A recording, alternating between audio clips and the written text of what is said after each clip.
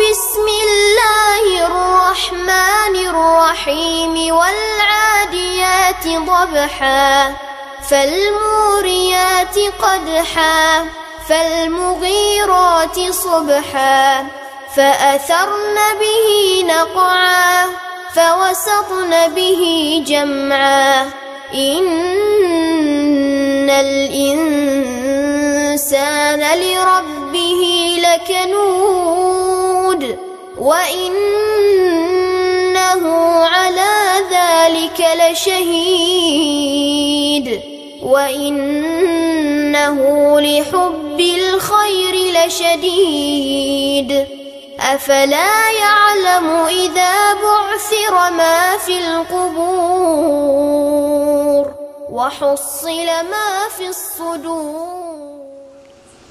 السلام عليكم ورحمة الله وبركاته. எல்லாம் உள்ள அல்லாஹுவின் நல்லடியார்களே, எல்லாம் உள்ள அல்லாஹு தாலா உலகத்தில் படைத்திருக்கக்கூடிய படைப்புகளிலேயே மனித சமுதாயத்தை மிக சிறப்புமிக்க ஒரு சமுதாயமாக உருவாக்கியிருக்கிறார். உயர்ந்த சமுதாயமாக இருக்கக்கூடிய, உயர்ந்த படைப்பாக இருக்கக்கூடிய மனிதன், அவனுடைய செயல்பாடுகளை நாம் எடுத்து பார்த்தால் அதில் சிலர் நல்லவராகவும் சிலர் கெட்டவராகவும் இருப்பதை நாம் காண முடிகிறது. அதிலும் குறிப்பாக கெட்ட மனிதர்களாக இருப்பவர்கள் இவ்வுலகத்தில் மிக நன்னிலையில் இருப்பதையும், அவர்களுக்கு எல்லாவிதமான வசதி வாய்ப்புகளும் இருப்பதையும் நாம் கண்கூடாக நாம் பார்க்கிறோம். நல்ல மனிதனாக யார் வாழ விரும்புகிறானோ, நேர்மையாக எவன் நடக்க நினைக்கிறானோ, அந்த நேர்மையாக நடக்கக்கூடியவன் இந்த உலகத்தில் நல்ல இன்பங்களை அவனால் காண முடிவதில்லை. எவன் ஏமாற்றுகிறானோ, எவன் மோசடி செய்கிறானோ, எவன் மோசமாக நடந்து கொள்கிறானோ, அவனெல்லாம் ரொம்ப நன்னிலையில் இருப்பதை நாம் கண்கூடாக நாம் பார்க்கிறோம். நல்ல நிலையில் இருக்கக்கூடிய, நேர்மையாக நடக்கக்கூடியவனுக்கு கிடைக்காத எல்லா இன்பங்களும் இந்த உலகத்தில் நிறைந்து கிடைப்பதை நாம் பார்க்கிறோம். அப்போ நடுநிலையாக இருக்கக்கூடிய நமக்கெல்லாம் ஒரு ஆதங்கம், என்னடா கெட்டவனாக இருப்பவன் நன்றாக இருந்து கொண்டே இருக்கிறான், நேர்மையாக நடக்க வேண்டும் என்று நாம் விரும்பினாலும் கூட அதை நடக்க விடாத ஒரு சூழ்நிலையிலே நாம் மாட்டிக்கொண்டு இருக்கிறோமே.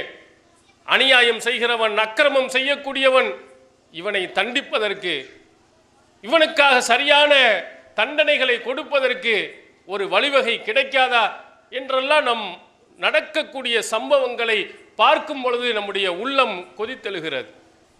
இந்த உலகத்தில் நீங்கள் எடுத்து பாருங்கள், தவறு செய்யக்கூடியவன் இந்த நாட்டினுடைய சட்டங்களில் இருக்கக்கூடிய ஓட்டைகளை பயன்படுத்தி தப்பித்து வந்து விடுகிறான்.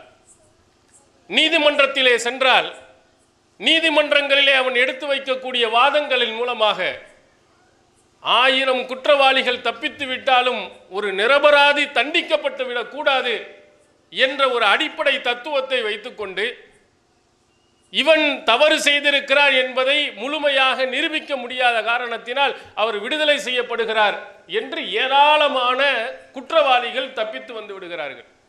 இது நீதிமன்றங்களுக்கு போகும் பொழுது, நீதிமன்றங்களுக்கு முன்பாகவே தன்னுடைய பொருளாதார மற்றும் அரசியல் செல்வாக்குகளை வைத்துக்கொண்டு அவன் செய்யக்கூடிய அனைத்து விதமான தவறுகளில் இருந்தும் தப்பித்து விடுகிறார். நீங்கள் பண வசதி படைத்தவராக இருந்தால், அரசியல் செல்வாக்குடையவராக இருந்தால், நீங்கள் என்ன தப்புகளையும் நீங்கள் செய்யலாம். அங்கே காந்தி படத்தை, அந்த சரியான ஒரு பேப்பரை நீங்கள் கொடுத்து விடுவீர்கள் என்று சொன்னால் உடனடியாக உங்கள் மீது எந்த விதமான வழக்கும் போடப்படாது, உங்கள் மீது எந்த விதமான கடுமையும் காட்டப்படாது, உங்களுக்கு ராஜபோக மரியாதை கொடுக்கப்படும். ஆனால் பொருளாதார வசதி இல்லாதவன் ஒரு ரூபா பிட்பாக்கெட் அடித்து விட்டான் என்று சொன்னால் அவனை முட்டிக்கு முட்டி தட்டி அடித்து நொறுக்கி உள்ளதுக்கு போட்டு விடுவார்கள். ஆனால் ஹர்ஷத் மேத்தா போன்றவர்கள்லாம் கோடி கோடியாக சம்பாதிப்பான், அவனுக்கெல்லாம் என்ன ஃபர்ஸ்ட் கிளாஸில் பிடித்து உள்ளே போட்டாலும் கூட நல்ல ராஜ மரியாதையை கொடுப்பார்கள். அப்போ உங்களிடத்திலே சரியான வசதி வாய்ப்புகள் இருக்குமானால் அந்த வசதி வாய்ப்புகளை வைத்து உங்களுடைய தவறுகளில் இருந்து நீங்கள் என்ன செய்து விடலாம், தப்பித்துக் கொள்ளலாம். இது இந்தியா போன்ற ஊழல் நிறைந்திருக்கக்கூடிய நம்முடைய நாட்டில் சகஜமாக நடக்கிறது. நேர்மையானவர்கள் எத்தனை பேர்கள் இருக்கிறார்கள் என்று நீங்கள் பார்த்தீர்களே ஆனால் விரல் விட்டு நீங்கள் சொல்லிவிடலாம். அந்த நேர்மையான அதிகாரியும் கூட ஒரு ஊரில் நிரந்தரமாக இருக்க முடியாது. ஒரு 2 மாதத்துக்கு 3 ஊர்களுக்கு என்ன செய்ய டிரான்ஸ்ஃபர் பண்ணி விடுவார்கள். நேர்மையாக நடந்த காரணத்தினால், லஞ்சம் வாங்க மறுத்த காரணத்தினால். நேர்மையானவர்களும் ஒரு சிலர்கள் இருக்கத்தான் செய்கிறார்கள். சென்னையில் ஒரு நேர்மையான ஒரு அதிகாரியை பற்றி ரொம்ப நாளைக்கு பிறகு நான் கேள்விப்படுகிறேன். உங்களுக்கு பாஸ்போர்ட் எடுக்கணும்னு சொன்னால் உடனே நீங்கள் அப்ளை பண்ணுவீங்க. அங்கிருந்து போலீஸ் என்கொயரி வரும். காவல்துறை அதிகாரியுடைய வேலை என்ன, அந்த அட்ரஸில் கரெக்டாக இவர் இருக்கிறாரா இல்லையா என்று அவர்கள் என்ன செய்யணும், சான்றிதழ் கொடுத்தா தான் பாஸ்போர்ட் கொடுப்பாங்க. இது காவல்துறை செய்ய வேண்டிய கடமை.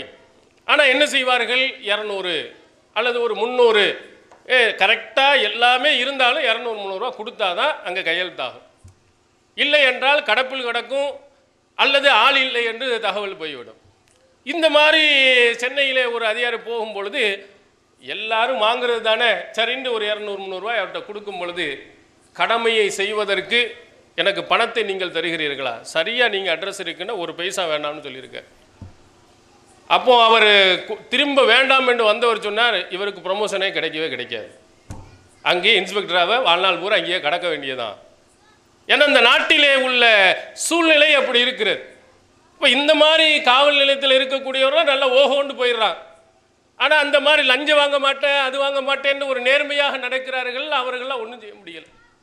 அப்போ இந்த மாதிரி உலகத்திலே நீங்கள் பார்க்கக்கூடிய ஒவ்வொரு காரியங்களையும் பார்க்கும் பொழுது, இதையெல்லாம் பார்க்கும்போதுக்கு நமக்கு மனம் வேதனை அடைகிறது. நேர்மையாக நடக்கிறவனுக்கு உயர் பதவி கொடுக்க மாட்டேங்கிறான், நல்லா தூங்கிட்டு இருக்கிறவனுக்கெல்லாம் நல்ல உயர் பதவி கொடுக்கிறார்களே. இதே போன்று நீங்கள் ஒரு தவறு செய்து அது காவல் நிலையத்துக்கு போவதற்கு முன்னதாகவே இது போன்ற பொருளாதார வகைகளை வைத்துக்கொண்டு தப்பித்து வந்து விடுகிறார்.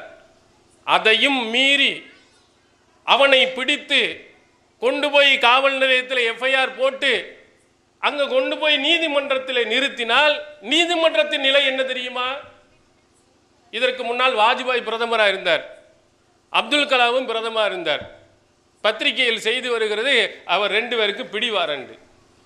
என்னடா இது, இவ்வளவு நேர்மையாக நீதிபதி இருக்கிறாரோ, ஜனாதிபதிக்கே பிடிவாரண்டா, பிரதமருக்கே பிடிவாரண்டா அப்படின்னு பார்த்தா ஒரு சமூக ஆர்வலர் நீதிமன்றம் எவ்வளவு மோசமாக போய்விட்டது, பணத்தை கொடுத்தா கையெழுத்து போடுறான், பிடிவாரண்டு பணத்தை கடக்கடன்னு அவ்வாட்டு எதையும் படிக்கிறதில்ல, கையெழுத்து போட்டு கொடுத்துட்டான். பார்த்தா அட்ரஸ் வாஜ்பாய்க்கு இருக்குது, அப்துல் கலாமுக்கு இருக்கு.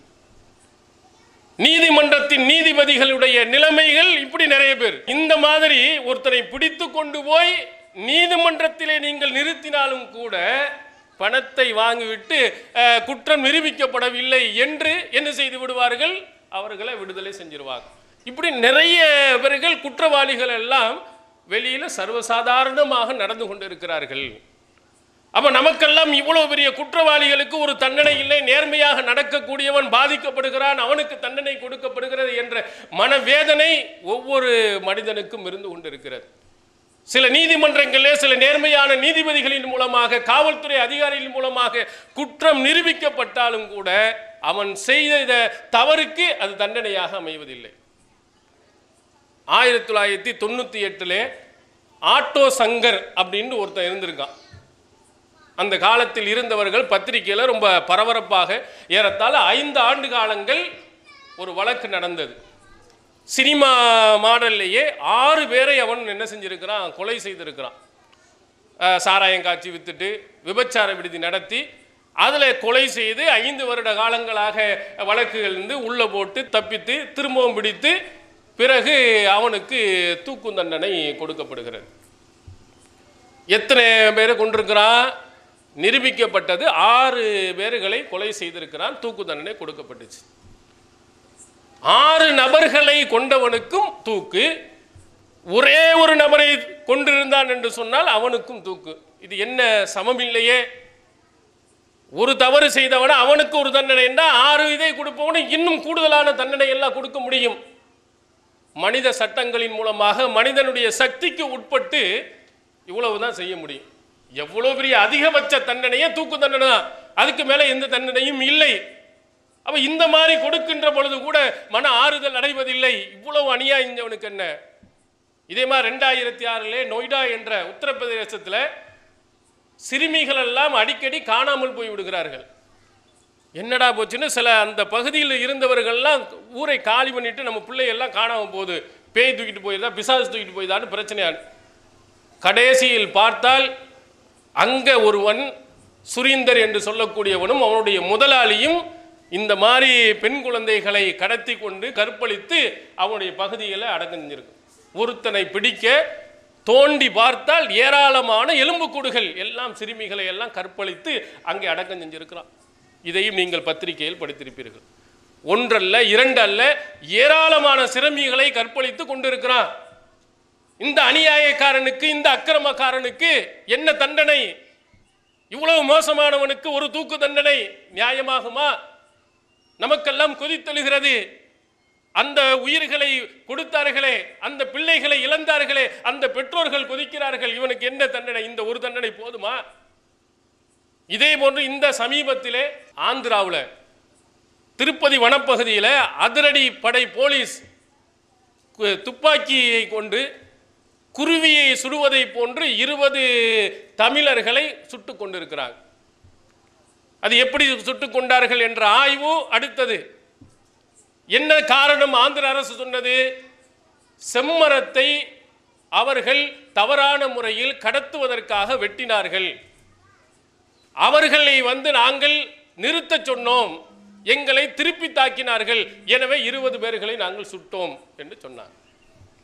அதிகாரம் தன் கையில் இருப்பதின் காரணத்தினால் துப்பாக்கியை எடுத்து சடச்சடன் சுட்டு இருக்கிறான். இது சரியா என்பதை நீங்கள் ஆய்வு செய்து பார்த்தீர்களேயானால் எந்த விதத்திலும் இது நியாயம் இல்லை. ஆந்திரா உயர் நீதிமன்றமே அந்த அரசு சொன்ன, அந்த காவல்துறை அதிகாரி சொன்ன அந்த விளக்கத்தை நிராகரித்து அவங்க மேல கொலை வழக்கு பதிவு செய்ய சொல்லியிருக்கு. என்ன செய்திருக்கிறார்கள்? 200 பேருக்கு மேற்பட்ட அதிரடி படை உள்ளே போயிருக்கிறது. அவங்க சுட்டு கொண்ட பேர் 20 பேர், இன்னொரு 10 பேரை சேர்த்து வச்சுக்க 30 பேர். இந்த 200 பேரை பார்த்து ஓடுவானா? எல்லாருமே அதிரடி படை, எல்லாம் துப்பாக்கி வச்சிருக்கிறான். அவனை பார்த்து ஓடுவானா? அவன் கையில் இருக்கிற அந்த செம்மரட்டை கொண்டு அடிப்பானா? கோடாரியை கொண்டு தாக்கினார்கள். சரி, கோடாரியை கொண்டு தாக்கினால் துப்பாக்கி என்ன செஞ்சிருக்கணும்? நீ முதல்ல வானத்தை பார்த்து சுட வேண்டியதானே? துப்பாக்கி சூடை பார்த்து உடனே ஓடி போயிருப்பானா இல்லையா? சரி, முழங்காலு கீழே சுட வேண்டியதானே? சரி, அதற்கு மேலே ஒருத்தனை சுட்டு விட்டால் செத்துட்டான்டா எல்லாம் நிமிந்து கொண்டு நிற்பானா? இவன் கொள்கைக்காக போராடி வந்தவனா? வயிற்று பசிக்காக வந்தவன், தன் குடும்பத்தை காப்பாற்ற வேண்டும் என்பதற்காக மாஃபியா கும்பல்ல மாட்டிக்கொண்டு வந்தவன். அவன் தன்னுடைய உயிர் முக்கியம், என்னுடைய குடும்பம் முக்கியம் ஓடுவானா? இவனை எதிர்த்து 200 பேருங்களும் துப்பாக்கி முன்னாடி போய் எம்ஜிஆர் மாதிரி பாஞ்சு போய் தண்டை விட போவானா? இது சினிமாவா? நம்ப முடியாத அளவிற்கு துப்பாக்கி தலை சுட்டு தள்ளி இருக்கிறான். 20 பேர்களை சுட்டான். கொதிக்கிறார்கள். நீ அவன் தப்பு தான் செஞ்சிருக்கா. செம்மரத்தை கடத்துவது சட்டப்படி குற்றம்தான். அதை நிரூபித்தாலும் என்ன மரண தண்டனையா நீ கொடுக்க போற? நீ சட்டப்படி செய்யலாமா? இப்போ உதாரணத்திற்கு செம்மரத்தை கடத்தி குற்றம் என்று சொன்னால் 3 மாதம் தண்டனை வைக்கிற ஒரு காவல்துறை அதிகாரியே அங்கே இருக்கக்கூடிய பிடித்து அவன் வீட்டில் போய் ஜெயிலில் வைக்க முடியுமா? இந்திய சட்டம் அதுக்கு இடம் தருகிறதா? நீதிமன்றத்தில் போய் ஆஜர்படுத்து. நீதிமன்றம் சொல்லிட்டு இவன் தப்பு 6 மாதம் வை, இல்லை 1 வருஷம் வை. அது இல்லாமல் தன்னுடைய அதிகாரம் இருப்பதின் காரணத்தினால் அந்த அப்பாவி ஆட்களை போய் துப்பாக்கி சுட்டு இருக்கிறான். அவன் செஞ்ச தவறுக்கு என்ன தண்டனை அது கூட கொடுக்கல. அதை விட மிகப்பெரிய தண்டனையை 20 பேர்களை சுட்டு தள்ளி இருக்கிறார். அப்ப இதையெல்லாம் பார்க்கின்ற பொழுது கொதித்தெழுகிறார்கள். இவ்வளவு மோசமாக நடந்திருக்கக்கூடிய இந்த கொடுமையாக நடந்தவனுக்கு காரணமானவன் யார்? துப்பாக்கி சூடுக்கு அனுமதி கொடுத்தவர் யார்? அவனுக்கு தண்டனை கொடுக்கணும். என்ன கொடுத்துட முடியும்? எவ்வளவு கொடுத்துட முடியும்? ஒரு தூக்கு தண்டனை தான் கொடுக்க முடியும். அப்ப இந்த மாதிரி தூக்கு தண்டனை ஒன்று கொடுத்தால் அவனுக்கு நியாயமாக ஆகாது. செய்யக்கூடிய அட்டூழியங்கள், அநியாயங்கள், இவைகளை எல்லாம் பார்க்கின்ற பொழுது கடும் தண்டனை அவனுக்கு கொடுக்கணும். அதை இந்த உலகத்தில் அவனால் கொடுக்க முடியாது. இஸ்லாம் இந்த மனித சமுதாயத்திற்கு சொல்கிறது, நல்ல மனிதனாக வாழக்கூடிய நீ, நியாயமாக நடக்கக்கூடிய நீ, மறுமை நாளில் இந்த கஷ்டத்திற்கும் இந்த சிரமத்திற்கும் நிலையில்லா இன்பத்தை நீ மறுமையில் பெறுவாய். நீ அதற்காக நீ பொறுத்துக்கொள். இவன் அட்டுழியம் செய்கிறான், அக்கிரமம் செய்கிறான், மோசடி செய்கிறான், எல்லாம் நல்லா இருக்கிறாங்கிறதுக்காக நீ அந்த பக்கம் போயிடாதே. நீ நியாயமாக நட. இவனுடைய அட்டுழியங்கள் அக்கிரமங்கள் எல்லாம் தாங்கி பொறுமையாக இரு. மறுமை வாழ்க்கையில் உன்னுடைய உயிர் பிரிந்ததற்கு பிறகு உள்ள அந்த வாழ்க்கையில் உனக்கு நல்வாழ்க்கை உண்டு. இந்த மாதிரி அட்டுழியம் செஞ்சவன், அக்கிரமம் செய்தவன், இவனை அல்லாஹ் சும்மா விடுவதில்லை. மறுமை நாளையில் இவனுக்கு மிகப்பெரிய கடும் தண்டனை இருக்கிறது. இந்த உலகத்தில் இறைவனுக்கு செய்ய வேண்டிய கடமைகள் தவறியனும் சரி, மனிதனுக்கு செய்ய வேண்டிய கடமைகள் தவறியனும் சரி, மறுமையில் கடுமையான தண்டனைக்கு உள்ளாகுவான். அவனுக்கு எந்த விதமான தண்டனை கொடுக்க வேண்டும்? உங்கள் மனநிறைவு ஏற்படுகின்ற அடிப்படையில் இவங்கள் செய்யக்கூடிய அட்டுழியங்களுக்கு அவ்வளவு பெரிய தண்டனையை அல்லாஹ் தஆலா கொடுக்கிறார். எப்படி தருகிறான்? திருக்குர்ஆன் அநியாயம் நீ செஞ்சுவிடக் கூடாது. அடுத்தவனை பார்த்து எல்லாரும் 99% மோசமானவனா இருக்கிறான், கெட்டவனாக இருக்கிறான், எனவே நானும் அங்கே போயிறேன்னு நினைத்திராதே. மறுமையில் ஒரு நாள் விசாரணை இருக்கிறது. அந்த விசாரணையில் நீ செய்யக்கூடிய ஒவ்வொன்றும் அங்கே எடுத்து வைக்கப்படும். மா யல்ஃபில் மின் கௌலின் இல்லா லதைஹி ரகீபுன் அதீத். திருக்குர்ஆன் சொல்கிறது, எந்த ஒரு மனிதன் அவன் எந்த வார்த்தையை பேசினாலும் கண்காணித்து எழக்கூடியவர்கள் இல்லாமல் பேசுவதில்லை. நீ ஒரு வார்த்தை பேசினாலும் அந்த வார்த்தையை உடனடியாக என்ன செய்கிறான்? அல்லாஹு தஆலா பதிவு செய்கிறான். இதை திருக்குர்ஆன்ல அல்லாஹு தஆலா நமக்கு சொல்கிறான். அதை இன்னொரு இடத்துல ரொம்ப அழகா ரத்தின சுருக்கமாக சொல்லுவோம். வமையாமல் மிஸ்கால தர்ரத்தின் ஹைரையரா வமையாமல் மிஸ்கால தர்ரத்தின் ஷர்ரையரா. ஒரு அணுவளவு நன்மையை நீ செய்தாலும் மறுமையில் நீ பார்ப்பாய். அணுவளவு நீ தீமையை செய்தாலும் அதையும் நீ மறுமையில் பார்ப்பாய். எல்லாம் அங்கெல்லாம் மறந்துடலான்னு நினைச்சிடாது. நம்ம இன்று மனிதனுடைய வாழ்க்கையில் எத்தனை மறந்து விடுகிறானோ அதை போன்று இறைவன் மறந்து விடுவான் நினைக்காத. அத்தனைக்கும் ஏற்பாடு செய்திருக்கிறான். நீ செய்யக்கூடிய ஒவ்வொன்றையும் அல்லாஹ் பதிவு செய்து கொண்டிருக்கிறான். மறுமை நாள் வருகின்ற நேரத்தில் அல்லாஹு தஆலா அழைக்குவான் அந்த மனிதனை அழைத்து இவன் செய்யக்கூடிய ஒவ்வொன்றுக்கும் அல்லாஹு தஆலா ஆதாரங்களை எடுத்து போடுவான். அவன் செய்யப்பட்ட அத்தனை தவறுகளும் பதிவு செய்யப்பட்டிருக்கும். இந்த புத்தகத்தை படிச்சு பார், இதில் என்னென்னலாம் இருக்கு பார். இந்த நவீன காலம் சொன்னா இந்த ஒரு ஹார்ட் டிஸ்க்கு, ஒரு பென் டிரைவ், இதில் பார் உன்னுடைய வாழ்நாளில் என்னென்னலாம் இருக்கு அத்தனையும் உனக்கு தெரியும். அவன் கேட்பான், மாலி ஹாதல் கிதாப் லா யுகாதிரு சகீரத்தன் வலா கபீரத்தன் இல்லா ஹஸாஹா வஜது மா ஹாலிருஹா. அவன் சொல்லுகிறார், என்ன கிதாப் இது, என்ன புத்தகம் இது, சிறியதையும் பெரியதையும் விட்டு வைக்காமல் அத்தனையுமே ஒன்றிணைக்கப்பட்டிருக்கிறது. அனைத்தையும் அவன் நேரடியாக பார்க்கிறான். அனைத்தையும் கண்கூடாக பார்க்கும் என்ற அடிப்படையில் அந்த புத்தகம் பதிவு செய்யப்பட்டிருக்கும். சிறியதும் கூட இருக்குது, பெரியதும் கூட இருக்கு, அத்தனையும் பதிவு செய்யப்பட்டிருக்கிறது என்று அவன் ஆச்சரியப்பட்டு இந்த புத்தகம் எனக்கு தரப்படாமல் இருந்திருக்கலாமே என்று அங்கே கதறுவான் என்று திருக்குர்ஆன் நமக்கு சொல்கிறது.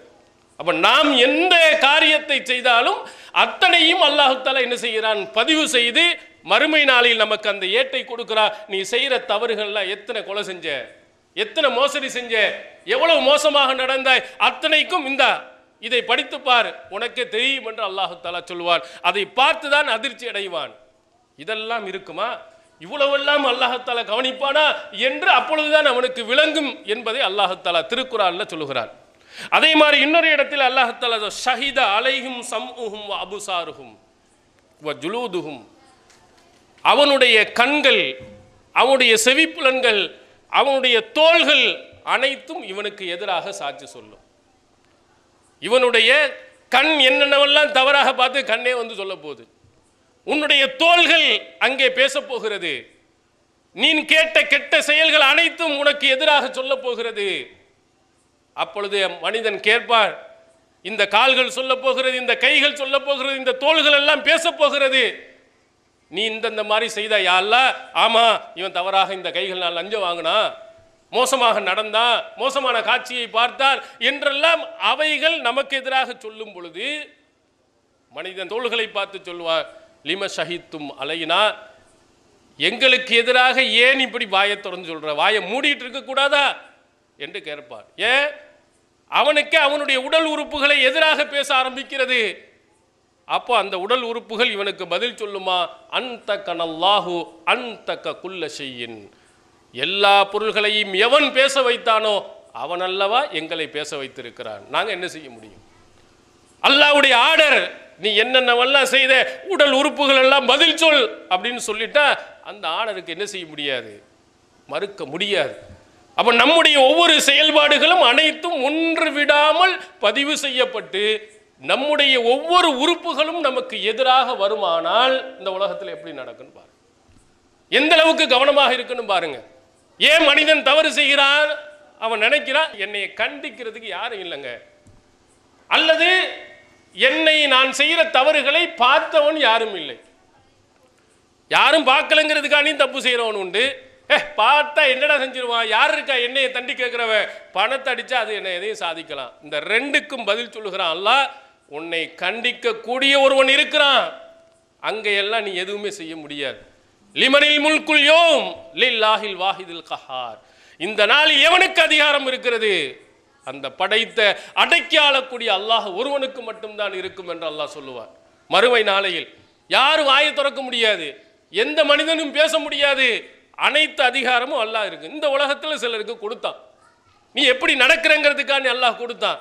அந்த அதிகாரத்தை ஒழுங்காக பயன்படுத்தாமல் தவறாக பயன்படுத்திய நீ மறுமை நாளில் வருகின்ற பொழுது அவனுக்கு முன்னால் கைகட்டி நிற்கணும்.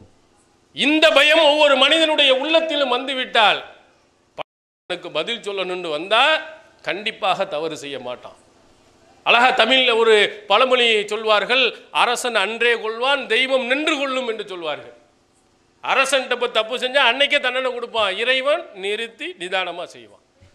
உன்னுடைய சில காலங்கள் இந்த உலகத்தில் கூட தண்டனையை கொடுப்பான். நீ செய்கிற அட்டகாசங்களுக்கு ஒரு நரம்பை பிடித்து இழுத்தால் போதும், அவ்வளவுதான். கோடி கோடியாக கொட்டிய எதுவும் பயன் இல்லாமல் போகும். இந்த எத்தனை பேர்கள் கோடீஸ்வரர்களாக இருக்கிறாங்க, அவங்க பூரா என்ன செய்கிறான், வெறும் ஒரு பேக் நிறைய கொண்டு போகிறான், எல்லாம் மாத்திரைகள், எல்லாமே மாத்திரைகள். காலையில் ஒன்று, மத்தியானம் ஒன்று, நைட்டு ஒன்று, விரும்பிய எதையும் அவனால் சாப்பிட முடியாது. வந்தால் இன்று எப்படி நாம் கேட்டுக்கொண்டிருக்கிறோம் ஒவ்வொரு ஆள்கிட்டையும், முந்தைய காலத்தில் என்ன நல்லா இருக்கிறீங்களா, உங்கள் பிள்ளைங்களாம் நல்லா இருக்கான்னு, இப்போ என்ன பிபிலாம் நல்லா இருக்கா, சுகர்லாம் கண்ட்ரோலாக இருக்கா, இந்த கேள்வி தான் இன்று நிறைய கேட்குறோம். சுகர் இல்லாதவன் எத்தனை பேருன்னா 2 பேரும் கையை தூக்குவாங்க. எல்லா சுகர்லேயும் உலகத்தில் உள்ள எல்லா நோய்களையும் தூக்கிட்டு போய்கிட்டே தான் இருக்கும்.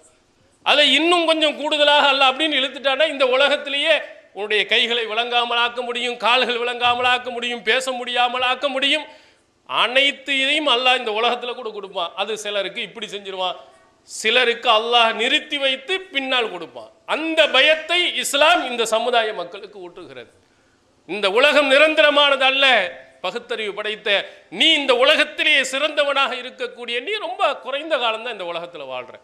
இதற்கு பிறகு ஒரு நாள் இருக்கிறது, அது நிரந்தரமான ஒரு நாள். அந்த நாளில் நீ செய்யக்கூடிய ஒவ்வொன்றுக்கும் பதில் சொல்லி ஆக வேண்டும். அதற்கு உன்னுடைய உடல் உறுப்புகள் அனைத்தும் உனக்கு எதிராக அமையும். எனவே இந்த உலகத்தில் யாரும் பார்க்கலன்னு நினைக்காதே, தண்டனை கொடுப்பதற்கு யாரும் இல்லை என்று நினைக்காதே, அந்த இறைவன் இருக்கிறான் என்று அல்லாஹு தஆலா நினைவூட்டுகிறார். இந்த உலகத்தில் நீங்கள் தப்பு செய்து விட்டால் உடனே உங்களை காப்பாற்றுவதற்கு உங்கள் சொந்த பந்தம் எல்லாருமே வந்து வருவான், ஜாமீன் கொடுக்கறதுக்கு வருவான், பேசுவதற்கு வருவான், பணத்தை செலவழிக்க வருவான். ஆனால் அங்கே வந்துட்டீங்கன்னா அதெல்லாம் நடக்காது. இந்த உலகத்தில் இறந்ததற்கு பிறகு குற்றவாளியாக வரக்கூடிய நீங்கள் அங்கே உறவு என்பது இருக்காது. ஃபைதா நுஃபிக ஃபி ஸூர் ஃபலா அன்சாப பைனஹும் வஹும் லா யதஸாஅலூன். சூர் ஊதப்பட்டு விட்டால் அவர்களுக்கு மத்தியில் உறவுகள் இருக்காது, ஒருவருக்கொருவர் விசாரித்துக் கொள்ள மாட்டார்கள், முடிஞ்சு அவ்வளவுதான். சூர் ஊதப்பட்ட இங்கே மட்டும்தான் ஐயோ என் பிள்ளை, என்னுடைய மகன், என்னுடைய குடும்பம், என்னுடைய கணவர், என்னுடைய பிள்ளைகள் என்றெல்லாம் இங்கே தான் கதறுவீங்க. இங்கே தான் அன்பு பாசம் எல்லாம் இருக்கும். மறுமை நாள் வந்து விட்டால் அங்கே உறவுங்கிறது இருக்காது. ஏன் அப்படி இருக்காது? அங்கே இருக்கக்கூடிய கடுமைகளை பார்த்த நீங்கள் தன்னை காப்பாற்றினால் போதும்னு நினைப்பீங்க. திருக்குரான் சொல்கிறது, யௌம யஃபிருல் மர்உ மின் அஹீஹி வ உம்மிஹி வ அபீஹி வ சாஹிபத்திஹி வ பனி. அன்றைய நாளையிலே தன்னுடைய சகோதரனை விட்டு, தன்னுடைய பிள்ளை விட்டு, தந்தையை விட்டு, தன்னுடைய மனைவியை விட்டு, எல்லாரை விட்டும் விரண்டு ஓடுவான். ஒவ்வொருத்தரும் தன் நிலைமை என்னாகுமோ என்று நினைத்து கொண்டிருப்பான். தன்னை காப்பாற்றினால் போதும் என்று நினைத்து கொண்டிருப்பான். அவனுடைய நிலைமைதான் அவனுக்கு பெரிதாக தெரியுமே தவிர அடுத்தவனை காப்பாற்ற வரமாட்டான். நினைக்காதீங்க, எங்க அம்மா என்னை ரொம்ப அன்பு பாசத்துடன் நடப்பா. எல்லாம் உலகத்துல தான். பெத்த மனம் பித்து, பிள்ளை மனம் கல்லு என்று சொல்வார்கள். கல் மாறி இருந்த பிள்ளையாக இருந்தாலும் இந்த உலகத்திலே அன்பையும் பாசத்தையும் காட்டக்கூடிய தாய் மறுமை நாளில் காட்ட மாட்டான். அந்த நிலைமை இருக்காது. இதையும் நீ கவனத்தில் வைத்துக்கொள் என்று திருக்குர்ஆன் நமக்கு உணர்த்துகிறது. மறுமையில் உங்களுடைய உறவுகள் உதவாது. பணம் கோடி கோடியாய் சேர்த்து வச்சிருக்கீங்களே, அந்த செல்வங்கள் மறுமை நாளில் கொடுத்து யா அல்லாஹ் என்னை காப்பாற்று சொல்ல முடியுமா? இங்கே தான் நம்ம எது வேணாலும் செய்யலாமே. அந்த முக்கியமான ஒரு பேப்பரை கொடுத்துட்டாதான் எல்லா காரியத்தையும் சாதித்திடலாமே, எந்த தவறிலிருந்து தப்பித்து விடலாமே, எதற்கும் ஜாமீன் வாங்கி விடலாமே. ஆனால் மறுமை நாள் வந்து விட்டதென்றால் திருக்குர்ஆன் சொல்கிறது, மில் உல் அர்லி தஹபன் லவ் இஃப்ததா பிஹி, உங்களுடைய தவறுகளுக்கு பகரமாக ஒரு பூமி அளவுக்கு தங்கத்தை நீங்கள் கொடுத்தாலும் ஏற்றுக்கொள்ளப்படாது. ஒரு பேச்சுக்கு அல்லாஹ் சொல்றான், பூமி அளவுக்கு தங்கத்தை சேர்த்தவன் யார் இருக்கிறான்? அவ்வளவு தங்கத்தை ஒரு பேச்சுக்கு நீங்கள் சேர்த்து வைத்து விட்டு இறந்தாலும் யாரெல்லாம் நான் சேர்த்து வச்ச எல்லா தங்கத்தையும் நீனே எடுத்துக்க, என்னை இந்த தண்டனையிலிருந்து காப்பாற்று அப்படின்னு சொன்னாலும் அல்லாஹ் மறுமையிலே ஏற்றுக்கொள்ள மாட்டான். இந்த உலகத்தில் நீ நல்லா நடந்தால் மட்டும்தான் அங்கே மறுமையில் வெற்றி அடைய முடியுமே தவிர அங்கே கொண்டு போய் செல்வத்தையும் பணத்தையும் கொண்டு போய் யாரெல்லாம் என்னை காப்பாற்றுனா காப்பாற்ற மாட்டான். இதையும் மனதிலே நீங்கள் வைத்து இந்த உலகத்தில் நடங்கள் என்று அல்லாஹு தஆலா சொல்கிறார். அப்போ மறுமை நாளையில் விசாரணை வருகின்ற பொழுது அந்த விசாரணையில குற்றவாளி என்று நீங்கள் உறுதியாக்கப்பட்டால், நீங்கள் தவறு செய்தவர்கள் என்று நிரூபிக்கப்பட்டால், அதில் அநியாயம் அக்கிரமம் எதுவும் நடக்காது. நியாயமான முறையில் அல்லாஹ் தஆலா அந்த விசாரணை வைப்பான். அந்த விசாரணை குற்றவாளியாக நீங்கள் நிரூபிக்கப்பட்டால் நீங்கள் போகக்கூடிய இடம் நரகம். அந்த நரகத்தில் நிலைமை என்ன? திருக்குர்ஆன் ஏராளமாக பேசுகிறது. அதில் அல்லாஹ் சொல்கிறான், லா யதூகுன ஃபீஹா பர்தம் வலா ஷராபா. அந்த நரகத்துக்கு உள்ளே போனால் அங்கே குளிர்ச்சியும் இருக்காது, நல்ல பானமும் கிடைக்காது. கோடை காலம் உங்களுக்கெல்லாம் தெரியும். இந்த கோடை காலம் வந்துவிட்டால் நல்ல குளிர்ந்த தண்ணீர் உங்களுக்கு தேவைப்படுகிறது. நல்ல தர்பூசணி மாதிரி பழம் அதெல்லாம் இருந்தால் நல்லா இருக்குமேண்டு வீட்டில் வாங்கி வச்சு நம்ம சாப்பிட்றோம். சர்பத் போன்ற கூல்ட்ரிங்க்ஸ் போன்றவை எல்லாம் குளுகுளுண்டு நம்ம சாப்பிட நினைக்கிறோம். நரகத்தில் உங்களை தூக்கி போடப்பட்டு விட்டால் அங்கே குளிர்ச்சியை நீங்கள் பார்க்க முடியாது. மிக கடுமையான வெப்பத்தில் நீங்கள் உழல்வீர்கள். அந்த கடும் வெப்பத்தில் இருக்கக்கூடிய நீங்கள் அங்கிருந்து கொஞ்ச நாள், கோடை காலம் என்னங்க ஏப்ரல் மே ஜூன் வந்து விட்டால் நான் சாதாரண நிலைக்கு வந்துடும். அதே மாதிரி இங்கே நீங்கள் நரகத்தில் தூக்கி போட்டால் ஒரு நாள் 2 நாள் வெப்பமாக இருக்கும். அதுக்கு பிறகு நீங்கள் காப்பாற்றப்பட்டு விட்டலாம் என்று நீங்கள் நினைக்காதீர்கள். அதையும் திருக்குர்ஆன் நமக்கு சொல்கிறது, லா யமூத்து ஃபீஹா வலா யஹ்யா. அங்கே வாழவும் மாட்டான், அங்கே சாவவும் மாட்டான். அங்கே நல்லாவும் இருக்க முடியாது, செத்து தொலைவோன்னு முடியாது. இங்கே எத்தனை நாள் எவ்வளவு உடல்நிலை பாதிக்கப்பட்டாலும் ஒரு காலத்தில் எல்லாமே முடிந்து நம்முடைய உயிர் போய்விடும். ஆனால் நரகத்தில் உங்களை தூக்கி போடப்பட்டால் அல்லது நீங்கள் சொர்க்கத்துக்கு போனாலும் சரி, உங்களுக்கு எந்த மரணம் என்பதே கிடையாது. நபிகள் பெருமானார் ஸல்லல்லாஹு அலைஹி வஸல்லம் அவர்கள் அழகாக நமக்கு எடுத்துரைத்திருக்கிறார்கள், மறுமை நாளில் மரணத்திற்கு மரணம் வந்து, மரணத்தை ஒரு ஆட்டுறவிலே அல்லாஹ் தஆலா கொண்டு வந்து சொர்க்கவாதிகளையும் அழைப்பான், நரகவாதிகளையும் அழைப்பான். அந்த ஆட்டு அறுக்கப்படும், அதுதான் மரணம். அதற்கு மரணம், உங்களுக்கு எவ்வித மரணமும் கிடையாது. சொர்க்கவாதியில் உனக்கும் மரணம் கிடையாது, நரகவாதியே உனக்கும் மரணம் கிடையாது என்று அல்லாஹ் தஆலா அங்கே மரணமே கிடையாது. இந்த 2 மாதம் கஷ்டம், 1 மாதம் கஷ்டம், நம்ம எப்படியும் பின்னால் நன்றாக வந்து விடலாம் என்று கற்பனை கட்டு விடாதீர்கள். நரகத்தில் நிரந்தரமாக என்ன செய்வார்கள்? அங்கே இருப்பார்கள். அதே மாதிரி கஷ்டப்படக்கூடியதில் ரொம்ப சிரமமாக இருக்குதுங்க, கொஞ்சம் என்னுடைய தண்டனையை குறைங்க, கொஞ்சம் இரக்கம் காட்டுங்க. நம்ம எவ்வளவோ கஷ்டப்படுகின்ற பொழுது பக்கத்து வீட்டுக்காரர் உதவி செய்கிறாங்க, சொந்த பந்தங்கள் உதவி செய்கிறார்கள். அந்த மாதிரி அந்த நரகத்தில் தூக்கி போடப்பட்டவுடன் உங்களுக்கு உதவி செய்யப்படுமா என்று சொன்னால் அல்லாஹ் சொல்கிறார், வலா யுஹஃபஃப் அன்ஹுமுல் அதாப். அவர்களுக்கு வேதனை குறைக்கப்பட மாட்டாது. உனக்கு எவ்வளவு தண்டனைன்னு அல்லாஹ் தஆலா சொன்னானோ அந்த தண்டனையை முழுக்க முழுக்க அவர் நிறைவேற்ற வேண்டும், அதிலே நிரந்தரமாக கடக்க வேண்டும் என்றும் திருக்குர்ஆன் நமக்கு சொல்லுகிறது. உள்ளே போயிட்டு இதையாவது ஒரு துவாவை செஞ்சு அதை செஞ்சு இதை செஞ்சு நம்ம காப்பாற்றி விடலாம் என்று நினைக்காதீங்க. எல்லாம் இந்த உலகம்தான். இந்த உலகத்தின் நல்லவனாக வாழ்கின்ற வரையிலேயும் மறுமை நாளில் நல்நிலைக்கு நீங்கள் இருக்கலாம். மறுமை நாள் வந்து விட்டால், நரகத்தில் தூக்கி போடப்பட்டு விட்டால் அவர்களுக்கு வேதனை குறைக்கப்படாது என்று அல்லாஹு தஆலா அங்கே சொல்லுகிறார். சரி, உள்ளே தூக்கி போட்ட உட வெளியே வருவதற்கு ஏதாவது லஞ்சம் இஞ்சம் கொடுத்து வந்துடலாமா? நம்முடைய எண்ணம் அப்படித்தானே இருக்கும். நம்ம அப்படியே பழகி போனவர்கள் தானே, இதையாவது கொடுத்து ஏமாத்து வந்துடலாமான்னா அதையும் திருக்குர்ஆன் நமக்கு சொல்கிறது. அலைஹா மலாயிகத்துன் கிலாலுன் ஷிதாத், அந்த நரகத்திலே மிக கடுமையான பாதுகாவலர்கள் அங்கே இருந்து கொண்டு இருப்பாங்க. லா யாசூனல்லாஹ மா அமரஹும் யஃபஅலூன மா யுமரூன், அல்லாஹ்வுடைய அந்த கட்டளைக்கு மாறு செய்ய மாட்டார்கள், அவனுடைய கட்டளையை நிறைவேற்றுபவர்களாக இருப்பார்கள். அப்படிப்பட்ட கடும் காவலர்கள் அங்கே காவலில் நிற்பாங்க. எப்படியாவது ஓடி வந்து வெளியே வந்துடலான்னு நினைக்காதீங்க. அவர்களுடைய வேலை அல்லாஹ் என்ன சொன்னாலும் அதை கட்டுப்படுறது தான். அவனுக்கு மாற்றமாக இது நடக்க மாட்டான். இந்த உலகத்தில் நீங்கள் எவ்வளவு ஒரு மனிதனாக இருந்தாலும் பணத்தை கொடுத்து நீங்கள் விலைக்கு வாங்கிடலாம். 1 லட்சம் ரூபாய்க்கு விலைக்கு வாங்க முடியாதவன் 1 கோடி ரூபா, 1 கோடி ரூபாய்க்கு வரணும்னா மில்லியன் அல்லது பில்லியன் கொடுத்தேன்னு சொன்னால் எவனையும் யாரையும் இந்த உலகத்தில் விலைக்கு வாங்கிடலாம். ஆனால் நரகத்தில் தூக்கி போட்ட உடனே அங்கே வாசலில் இருப்பார்களே அந்த காவலாளிகள் இங்கே வந்துட முடியாது. அதனால தான் அந்த வசனத்துக்கு முன்னால் அல்லாஹ் என்ன சொல்லுவார்? யா அய்யுஹல்லதீன ஆமனு கூ அன்ஃபுஸக்கும் வ அஹ்லீக்கும் நாரா, ஈமான் கொண்டவர்களே உங்களையும் உங்களுடைய குடும்பத்தினர்களையும் நரக நெருப்பிலிருந்து காப்பாற்றிக் கொள்ளுங்கள். அந்த நரகத்திலே விறகுகளாக மனிதர்களும் இந்த கற்களும் இருப்பார்கள், திருக்குர்ஆன் நமக்கு சொல்லுகிற. அதுக்கு பிறகுதான் அந்த நரகத்தினுடைய காவலாளிகள் மிக கடுமையாளர்களாக இருப்பார்கள். அங்கிருந்து நீங்க தப்பித்து விட முடியாது. அப்போ நம்ம இந்த உலகத்தில் எந்த ஓட்டையும் பித்து கொண்டு போகலாம், எந்த விதமான பணத்தையும் கொடுத்து தப்பித்து விடலாம், அதெல்லாம் வசதி வாய்ப்புகள் இந்த உலகத்தில் இருக்கலாம். ஆனால் மறுமை நாளில் அப்படி இருக்காது. மிக கடுமையான காவலாளிகள் அங்கே இருப்பார்கள். அதிலிருந்து ஒருபோதும் தப்பிக்க முடியாது. இதையும் நீங்கள் மனதில் வைத்துக் கொள்ளுங்கள் என்று திருக்குர்ஆன் நமக்கு சொல்கிறது. அடுத்ததாக நாம் நினைத்தோமே, தண்டனை, தப்பு செஞ்சவனுக்கு சரியான தண்டனை கொடுக்கணும், வேதனையை சுயித்து கொண்டே இருக்கணும். இந்த உலகத்தில் எவ்வளவு சித்திரவதை செய்தாலும் ஒரு குறிப்பிட்ட நாளோடு செத்து தொலைஞ்சிருவான். ஆனால் மறுமை நாளில் அவனுக்கு சாவு இல்லை. அவனுடைய அந்த தண்டனையை எப்படி அல்லாஹ் கொடுக்கிறான்? சஹீஹ் முஸ்லிமில் இடம்பெறுகிறது. மா பைன மன்கிபைல் காஃபிரி மசீரத்த சலாசத்த ஐயாம் லிர்ராகிபில் முஸ்ரி.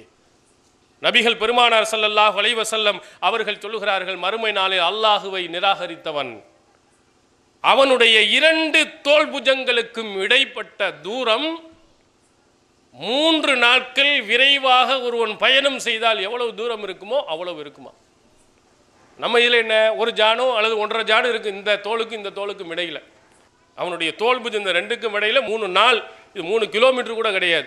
3 நாள் பயண தூரம் எவ்வளவு போறானோ அது பாட்டுக்கு போயிட்டு இருந்தால் திருநெல்வேலியாலும் தாண்டி போயிடலாம், நடந்து போனா கூட. அப்போ எவ்வளவு நீளமாக அவனுடைய உடலை பருமனை அல்லாஹ் பெருசாக்கிடுவான். அடுத்ததாக நபிகள் பெருமானார் ஸல்லல்லாஹு அலைஹி வஸல்லம் சொல்கிறார்கள், லிருசுல் காஃபிர், அவனுடைய அந்த கடவாய்ப்பல் இருக்குது, அல்லாஹுவை மறுத்தவன் இருக்கிறானே, இறைவனை நிராகரித்தவன், அவனுடைய அந்த கடவாய்ப்பல் எவ்வளவு பெருசாக இருக்கும் என்று சொன்னால் மிஸ்லு உஹது, உஹது மலை அளவுக்கு உயரமாக, அவ்வளவு நீளமாக இருக்கும்.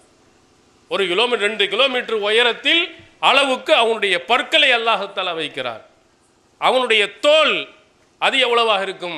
அதே செய்தியில் பதிவு செய்யப்படு கிலலு ஜில்திஹி மசீரத்த சலாஸ், 3 நாட்களினுடைய தூரம் அளவுக்கு அவனுடைய தோலின் கனம் இருக்கும். அப்படின்னா எவ்வளவு கனம், இப்படியே போட்டீங்கன்னா எவ்வளவு பெருசா இருக்கும். ஏன்னா தண்டனை கொடுக்கணுமா இல்லையா, நல்லா குத்த வேண்டுமா இல்லையா, இந்த உலகத்தில் செய்த அந்த தண்டனைக்கு சரியான பரிகாரம் காண வேண்டுமா இல்லையா.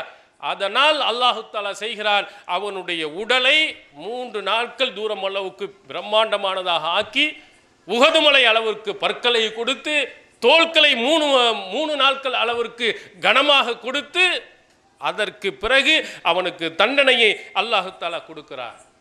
அந்த தண்டனைகளில் நபி ஸல்லல்லாஹு அலைஹி வஸல்லம் அவர்கள் சொல்லுகிறார்கள், பாவம் செய்தவனுக்கு தகுந்த மாதிரி நியாயமானாக இருந்த காரணத்தினால் அல்லாஹ் சொல்கிறான், சஹீல் புகாரில் இடம்பெறுக, இன்னமின் மன் தஹுதுன் நார் இலா கபை, நரகத்திலே தூக்கி போட்டப்படுவுடன் அவனுக்கு நெருப்பு எவ்வளவு தீண்டும், கொஞ்சம் பாவம் செய்திருந்தால் கரண்டை வரையிலையும், அதைவிட கொஞ்சம் கூடுதலாக இருந்தால் இடுப்பு வரையிலையும், இன்னும் சிலருக்கு இலா உனுக்குஹி கழுத்து வரையிலையும் நெருப்பு அப்படியே மூழ்கி போயிருக்கும். நாம் செய்யக்கூடிய தவறுக்கு ஏற்றவாறு சின்ன தப்பு செஞ்சான்னா அந்த அளவுக்கு அல்லாஹ் கொடுக்குறான். பெரிய தவறாக இருக்குமானால் நெருப்பில் நீச்சல் அடிக்கக்கூடிய அளவுக்கு நெருப்புல கடப்பான். அப்படியே செத்து சாக மாட்டான், சுண்ணாம்பு ஆக மாட்டான். அவனுடைய உடலை அல்லாஹ் தஆலா இவ்வளவு பிரம்மாண்டமாக ஆக்கிய காரணத்தினால் அவனுடைய உடல்ல அந்த கஷ்டத்தை அவன் உணர்ந்து கொண்டிருப்பான், அந்த சிரமத்தை உணருவான். இந்த உலகத்தில் அடியான் செஞ்சோமே, அக்கிரமம் செஞ்சோமே, அதற்குரிய கூலி, அதற்காக கொடுக்கப்பட்ட தண்டனை என்பதை வழங்கிடுவான். அதனால் இந்த உலகத்தில் இருக்கின்ற அந்த காலத்திலேயே அந்த நரகத்திற்கு போகாத அளவிற்கு உங்களுடைய செயல்பாடுகளை நீங்கள் அமைச்சுக்கிறீங்க. எப்பவுமே ஐயோ ஐயோ ஐயோன்னு வேத்து விறுவிறுக்கிறது இந்த வெயில்லையே. அந்த கடுமையான அந்த வெப்பத்தில் இவனை தூக்கி போடுகின்ற பொழுது அல்லாஹ் சொல்கிறான், இதா உல் கூஃபிஹா சமியூ லஹா ஷஹீகன் வஹிய தஃபூர். உள்ள தூக்கி போட்டால் ஒரே சத்தம், ஓ கடும் சத்தத்தை அவன் அலறுவான். அங்கே தூக்கி போட்டால் அதனுடைய வெப்பம் அவ்வளவு கடுமை. நபி ஸல்லல்லாஹு அலைஹி வஸல்லம் அவர்கள் நமக்கு உதாரணத்திற்கு ஒரு விஷயத்தை சொன்னார்கள், புகாரியில் இடம்பெறுகிறது. ரொம்ப குறைந்த தண்டனை, ரொம்ப கம்மியான தண்டனை, அந்த நரகத்திலேயே தண்டனை வாங்கல, இவனை விட குறைவா உலகத்துக்கு யாரும் கிடையாது. ரொம்ப சின்ன தண்டனை வாங்குறான். அவனுக்கு அல்லாஹ் கொடுக்கும் தண்டனை என்னவா? ஃபியாஹ்மசி கதமைஹி ஜம்ரத்தான். அவனுடைய 2 பாதங்களின் கீழே 2 நெருப்பு கங்கங்கள் வைக்கப்படுமா. அந்த நெருப்பினுடைய பாதிப்பு என்ன செய்யும்? அவனுடைய மூளையை கொதிக்க செய்துவிடும்.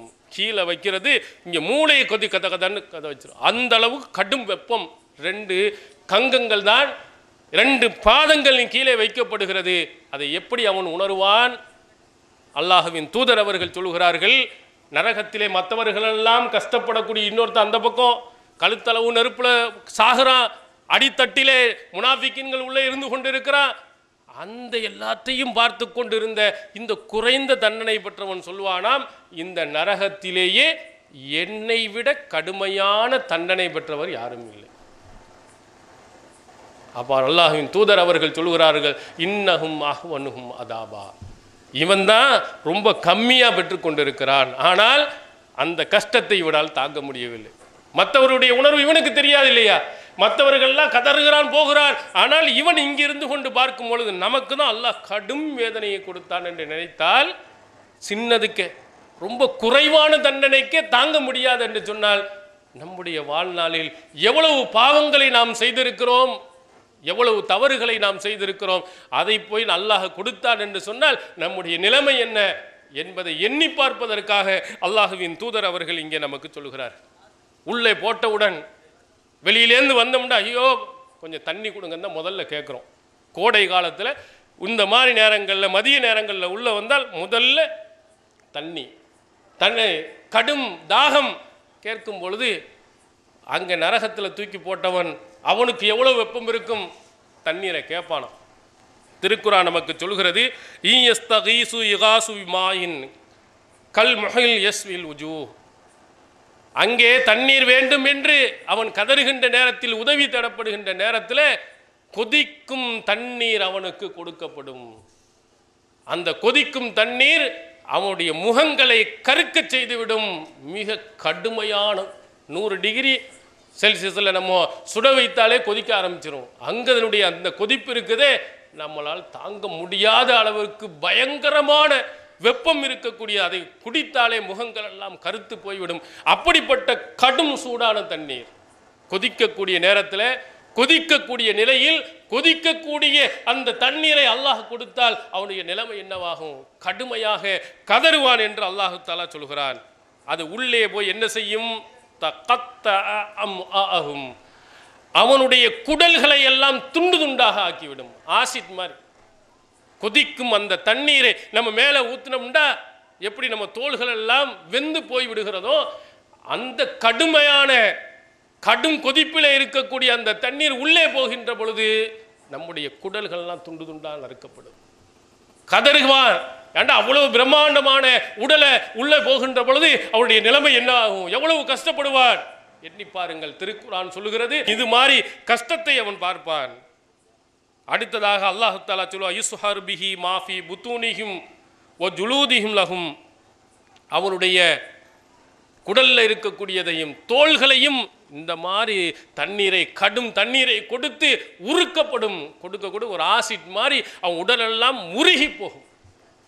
நம்மெல்லாம் நினைப்போம் உடலெல்லாம் அப்படியே அந்து போயிடுச்சு, எல்லாம் முடிஞ்சு போச்சு நீங்கள் நினைத்தால் அது தவறு. குல்லமா நலிஜத்தன் ஜுலூதஹும் பத்தல் நாஹு ஜுலூதன் கைரஹா லியதுகுல் அதாப்.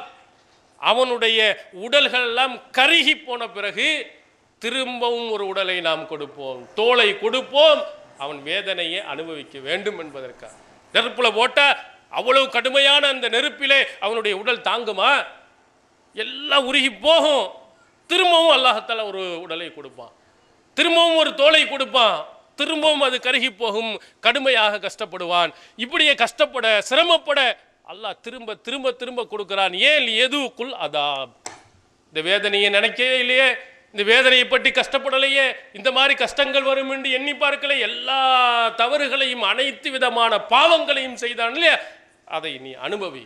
இந்த உலகத்தில் எவ்வளோ ஜில்லுன்னு இருந்த, ஏசியில் குழு குழு குழுண்டு இருந்த, ஏசி இல்லாமல் வாழ முடியாதுன்னு நினைத்த, இல்லை இந்த பூமியிலே என்னால் வாழ முடியலை, ஓடு கொடைக்கானலுக்கு அல்லது ஊட்டிக்கு போ, குழுகுலுண்டு நாம் வாழலாம்னு நினைத்தவனுக்கு, அல்லாஹுவை மறந்து நடந்தவனுக்கு அல்லாஹு தாலா இந்த மாதிரி மிக கடுமையான தண்டனையை கொடுக்கிறான்.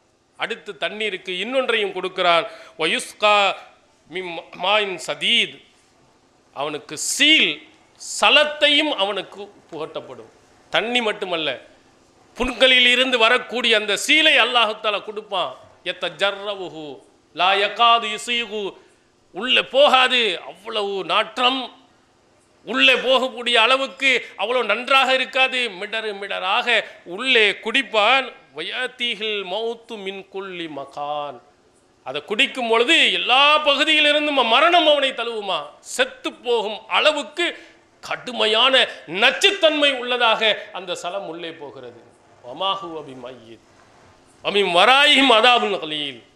அல்லாஹ் சொல்ல, அவன் சாக மாட்டான், இதற்கு பிறகும் அவனுக்கு கடும் தண்டனை இருக்கிறது, கடுமையான சோதனை இருக்கிறது. இதை கொடுத்த மிடரு மிடரா குடிப்பான், தாங்க முடியாது, சாகும் அளவுக்கு அவன் கடுமையான வேதனையை உணருவான். ஆனால் நம்ம சாகடிக்க மாட்டோம்.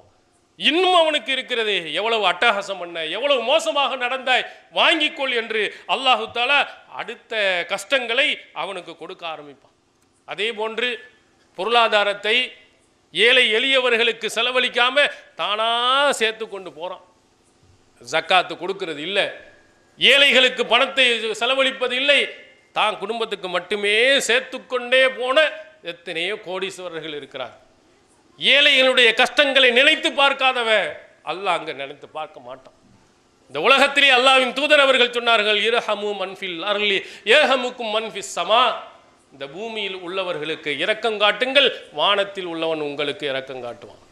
ஆனால் இரக்கம் காட்டாத எத்தனையோ கோடீஸ்வரர்கள், செல்வந்தர்கள், சொத்து சொத்தா நிறைய வச்சிருக்கான், ஏழைகள் கஷ்டப்படுகின்ற பொழுது அவனுக்கு உதவி செய்வதில்லை. கோடிக்கு மேல் கோடியை சேர்த்துக்கிட்டு தான் போறான். எத்தனையோ கோடீஸ்வரர்கள் இப்படி இருக்கத்தான் செய்கிறான்.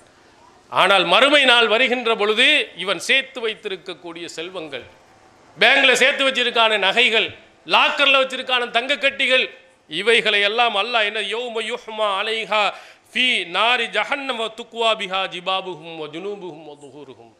அவனுடைய நகைகள், தங்கங்களை எல்லாம் நரக நெருப்பில் போட்டு உருக்கி அவனுடைய முதுகலையும் நெற்றிலையும் சூடு போடப்பட்டு, இதுதான் நீ சேமித்து வைத்தது என்று அங்கே சொல்லப்படும் என்று அல்லாஹ் சொல்கிறார். பணத்தை நீங்க சேமித்து வைக்கிறீங்க, நகைகளாக சேமித்து வைக்கிறீங்க, உங்க சொந்தத்தில் கஷ்டப்படுவங்களுக்கு கொடுக்கறது இல்லை. நீங்க ஏழை எளியவனாக இருப்பவனுக்கு உதவி செய்வதில்லை, ஜக்காத்தை வழங்குவதில்லை. உங்களுக்கு மட்டுமே வேணும்னு சேர்த்துக்கிட்டே வரக்கூடியவர்கள் விளங்கட்டும். உங்களுடைய நகைகள் எல்லாம் சாகும் பொழுது என்ன தூக்கிட்டு போறீங்க? மறுமை நாள் வருகின்ற பொழுது அந்த நகையை பூரா அல்லாஹ் கொண்டு வருவான்.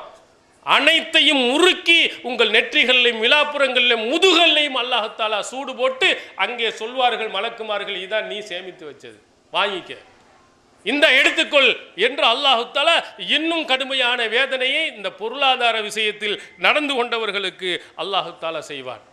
அதே மாதிரி பசி தாகம் எடுத்ததை போன்று பசி, கடும் பசி அவனுக்கு ஏற்படும்.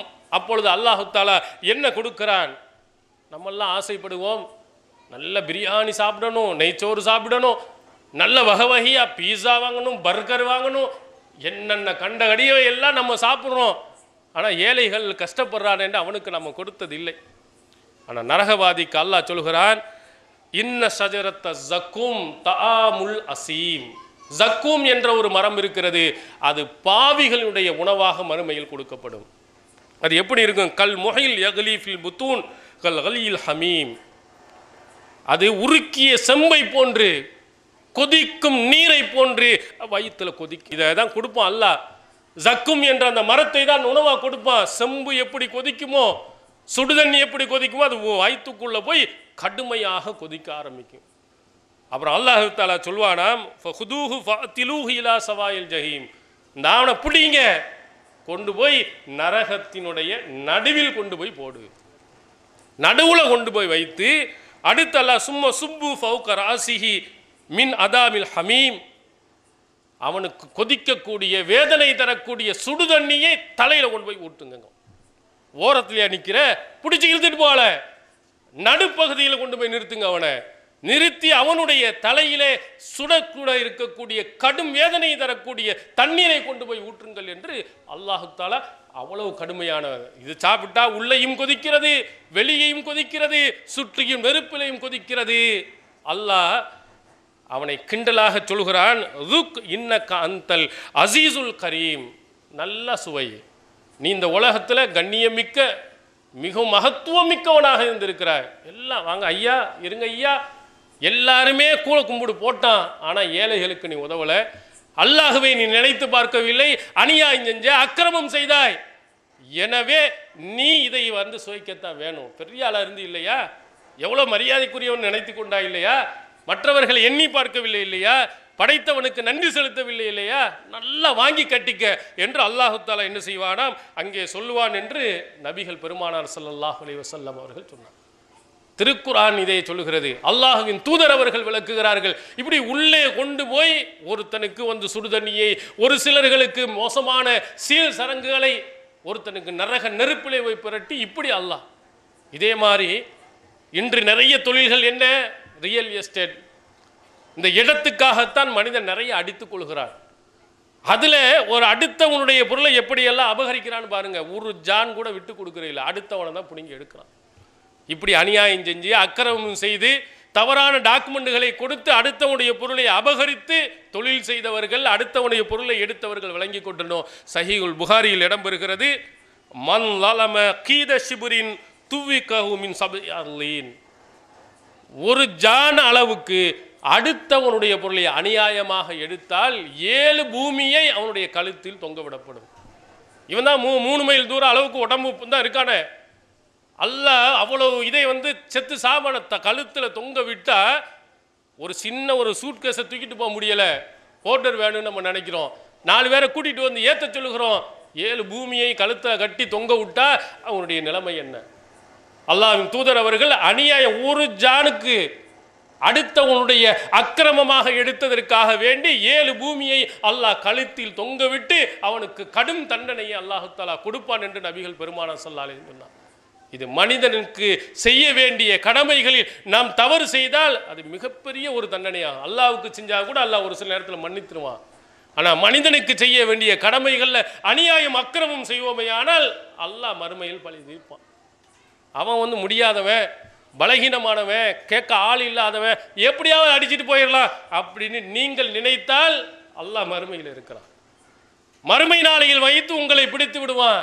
நீ செய்த அக்கிரமத்திற்கு அங்கே அல்லாஹ் பழி தீர்ப்பான். பாதிக்கப்பட்டவன் வருவான், அல்லாஹ்விடத்தில் கேட்பான், யா அல்லாஹ் அநியாயமா என்னை அடித்தான், என்னுடைய பொருளை எடுத்துக்கொண்டான், என்னை கொலை செய்தான், கொள்ளையடித்தான், எனக்கு நீதி வழங்கு என்று அந்த நீதிமானிடத்தில் கேட்கும் பொழுது நீங்கள் எவ்வளவு நல்லறங்கள் செய்தாலும் அனைத்தையும் எடுத்து அங்கே அல்லாஹ் கொடுத்துருவான். ஒன்றும் இல்லாத நிலையில் அப்பொழுதும் உங்கள் மீது குற்றம் சுமத்தப்படுமானால் இந்த குற்றம் சுமத்தியனுடைய பாவங்களை தூக்கி உங்கள் தலையிலே அல்லாஹ் போடுவான். கடைசியில் நீங்கள் நரகத்துக்கு போக வேண்டி வரும். தொழுதேன்னு சொல்லுவீங்க, நோன்பு வைத்தேன் என்று சொல்லுவீங்க, ஹஜ்ஜு செய்தேன்னு சொல்லுவீங்க, நன்மைகள்லாம் அள்ளி கொண்டு வரும் பொழுது அநியாயமாக அடுத்தவனுக்கு தப்பு செய்து இருந்தால் அவன் பூரா உங்கள் நன்மைகளை அள்ளிக்கொண்டு அவன் பாவத்தை உங்கள் தலையில் கட்டிடுவான். ஆனால் மனித உரிமைகளில் பணத்துக்கு ஆசைப்பட்டு, பொருளாதாரத்துக்கு ஆசைப்பட்டு, இந்த பதவிக்கு ஆசைப்பட்டு இந்த தவறுகளை அடுத்தவர்கள் விஷயத்தில் நடந்து விடாதீர்கள். மிக கடுமையான தண்டனையை அல்லாஹ் கொடுப்பான். இது மாதிரி அல்லாஹ்வின் தூதர் அவர்கள் ஏராளமான விஷயங்களுக்கு தண்டனையை குறிப்பிட்டிருக்கிறார். அதில் மறுமை நாளையில் தண்டனை பெறக்கூடியவர்களில் முக்கியமான ஒருவரை திருக்குரானில் நமக்கு அல்லாஹ் சொல்லுகிறார். அல்லாஹும் அவன் தூதரும் சொன்ன அந்த வழிமுறைகளை எல்லாம் விட்டு எங்கள் முன்னோர்கள் சொன்னாங்க, எங்கள் மூதாதையர்கள் சொன்னாங்க, எங்கள் ஊரில் இப்படி நடக்குது அப்படின்னு எல்லாத்திலையும் முன்னோர்களுக்கு முக்கியத்துவம். அல்லாஹ்வின் தூதர் அவர்களை கவனிக்கிறது இல்லை, திருக்குரானை படிக்கிறது இல்லை. திருக்குரான் அறிவுரையின்படி நடக்காதவர்கள் என்ன நிலை?